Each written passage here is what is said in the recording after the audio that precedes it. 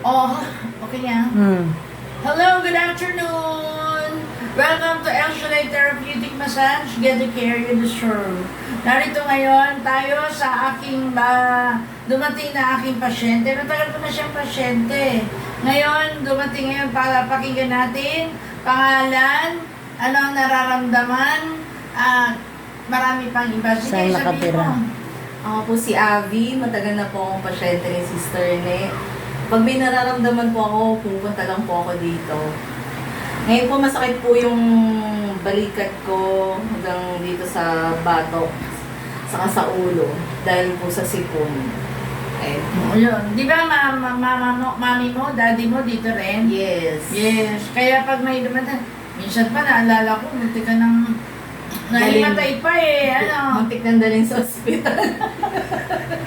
Pero, kay buti ng Diyos sa pamagitan ng pray over therapy, eh nakakaranas naman ng ginhawa. Amen ba? Amen. So ngayon, nandito ngayon para magpa-therapy dahil sabi niya kanina nung tumawag, ang sakit daw ng kanyang balikat. Nilagyan na ng salumpas, no effect. Diba? Effective. Pati ulo, pati balikat, pati liit, pati batok. Sa tingin ko niyan, mayroong problema yan sa mata. Kaya makikita natin. Pero bago tayo mag-therapy, dito lagi may pray over. Di ba? Mag-pray muna tayo. Pangalan naman, Anak ng Espiritu Santo. Amen. O dakilang Diyos, ang pagpala ng mga El Shaddai, kami nagpupuli at nagpapasalamat o Diyos sa iyong kapitinan. Pagpalain mo, Panginoon, Sister Abby, narito ngayon, ikaw ang Diyos ang kakaalam ng kanyang pangailangan. We believe, O Lord, na ikaw ang Diyos na may likas sa kanya. Batid mo at alam mo ang laman ng kanyang puso at isipan. Ano man po ang kanyang kahinaan, patawarin mo po kami. At nagtitiwala po kami sa po ng kanyang mamahal sa buhay. Siya ay yun ang pinatawad. Kaya sa ngalan ni Jesus, ginagamit namin ang authority na bigay mo sa amin.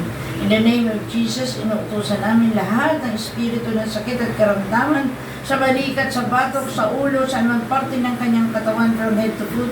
Inuutosan namin lumayas ngayon din in Jesus' name. And Lord God, inakit pa namin ang pagdaloy ng Espiritu Banal, kagalingan, kalakasan, kalusugan, tagumpay. I-bless mo ang kamay na yung lingkod, anuman ang mahawakan ng parte ng kanyang katawan, maging instrumento ng kanyang kagalingan. Yahweh, uwi siyang malakas, malusog, pinagpala. In Jesus' name, sabi mo, galing na ako. Galing na ako. Sa ngalan ni Jesus. Sa ngalan ni Jesus. Lord, thank you.